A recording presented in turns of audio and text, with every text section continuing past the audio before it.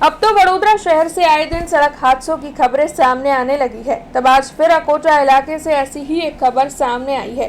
हालांकि गनीमत ये है कि इस बार सड़क हादसा हुआ नहीं है, बल्कि होते होते रह गया है। दरअसल अकोटा में जो गाय सर्कल है, वहां पर काफी ज्यादा ट्रैफिक जाम हो गया था। तब एक 4 व्हीलर चालक वहां से गुजर रहा था।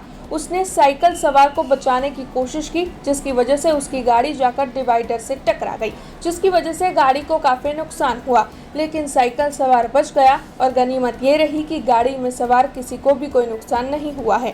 हालांकि गाड़ी को बुरी तरीके से नुकसान पहुंचा है, लेकिन सड़क हादसा होते होते रह गया है।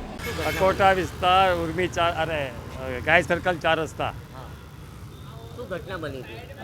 અકસ્માતોની વણઝારમાં એક બીજો એક્સિડન્ટ હમણાં થયો 4 રસ્તા પર, ગાય સર્કલ 4 રસ્તા પર.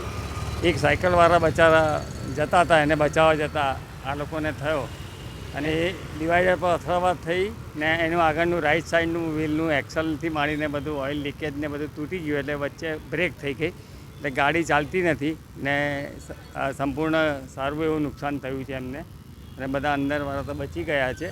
हमसे जुड़े रहने के लिए हमारे YouTube चैनल को सब्सक्राइब करें और नई वीडियो की नोटिफिकेशन के लिए बेल आइकॉन को दबाएं।